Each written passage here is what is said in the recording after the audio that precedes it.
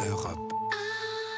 Vincent Hervouette, le président de la République a désigné son haut représentant pour la francophonie, une représentante. C'est donc Leïla Slimani, la lauréate du prix Goncourt 2016, qui est d'origine marocaine. Oui, et il l'a nommé, vous avez remarqué, en même temps qu'on annonçait le lauréat 2017. On dirait une farce.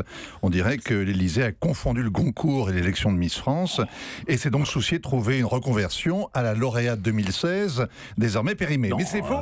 Pas périmée, oui, non. Oui, non. c'est juste de la com opportuniste. L'histoire raconte que le président avait été enthousiasmé, comme Brigitte, par Chanson douce, le best-seller de Leïla Slimani. Il aurait pensé à elle pour être ministre de la Culture. Oui. Finalement, il a trouvé un éditeur plutôt qu'un auteur. C'est plus sérieux. On voit qu'il est passé par l'ENA et par la banque. Mais du coup, on peut se demander s'il prend vraiment la francophonie au sérieux. Pourquoi êtes-vous si sceptique, Parce que les hauts représentants des chefs d'État au Conseil permanent de la francophonie au sein de l'Organisation internationale de la francophonie ont des titres ronflants mais ne servent à rien.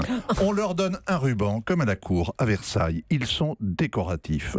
Selon sa lettre de mission, Leïla Slimani devra porter au plus haut la promotion de la langue française et du plurilinguisme, ainsi que les valeurs que les membres de l'organisation ont en partage. Traduction en bon français, blabla, blabla, blabla. Le communiqué dit que le président a une politique ambitieuse de promotion de la francophonie. Eh ben c'est pour ça qu'il n'y a plus de ministre délégué à la francophonie, ni même de secrétaire d'État. Pire, on ne sait pas si ça relève de la culture ou des affaires étrangères. Les décrets d'attribution n'en parlent même pas. C'est sans précédent et c'est sans surprise. Jacques Chirac avait voulu faire de la francophonie un petit ONU, un outil d'influence politique. Échec éclatant, courteline à l'échelle planétaire.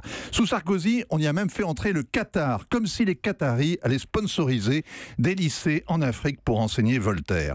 François Hollande s'en fichait tellement que les Canadiens ont imposé leur gouverneur à la tête du mini-machin. C'est-à-dire qu'on a trouvé personne de mieux pour incarner la francophonie que la représentante personnelle de la reine d'Angleterre dans sa colonie. C'est un comble. Le problème de la francophonie est dans la tête des élites qui trouvent ce combat arriéré, provincial, ringard. Je vous parliez de Chirac, je rappelle qu'il avait nommé Lucette Michaud-Chevry. On est passé de Michaud-Chevry à Leïla Slimani. Chacun pour en tirer les conséquences qu'il veut. Et pourtant, le nombre des francophones va tripler d'ici 2050 grâce à l'Afrique. 700 millions, c'est beau, mais c'est faux. Il y aura de plus en plus d'Africains, c'est vrai. Mais pour qu'ils parlent français, il faudrait des écoles, des lycées, des visas.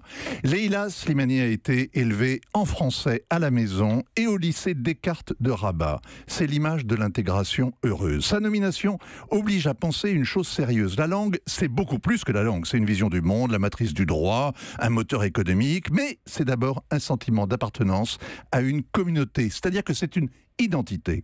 L'incapacité des dirigeants français à se battre pour leur langue est bien une manifestation de la haine de soi. Vincent Hervouette. Hélène ? Oui, mais est-ce que ça a encore un sens aujourd'hui de se battre pour la francophonie ? Vous avez l'air de regretter que Leïla Slimani soit nommée. Non, pas du tout. Moi, Leïla Slimani, c'est formidable. C'est effectivement l'image de l'intégration heureuse. Et c'est remarquable. Mais la haute représentante du président, elle n'a aucun poids, elle n'a aucun pouvoir, elle n'a pas d'argent, elle n'a pas de moyens. Parce qu'elle n'a pas d'administration, parce qu'elle n'est pas à la tête d'un ministère aujourd'hui. La francophonie, par exemple, c'est les décrets, c'est les brevets. Les brevets doivent être en français, ils ne doivent pas être en anglais, parce que c'est extrêmement important comme ressort économique. La francophonie, ce sont des lycées, ce sont des profs, ce sont des visas, c'est de l'enseignement, c'est une éducation, c'est une vision du monde, ce sont des relais d'influence, c'est le soft power dans sa définition francophone. On dit ça comment en français ? Oui, de l'influence. Non, mais la démonstration était convaincante, en tout cas. Vincent Hervouette. Europe. Europe 1.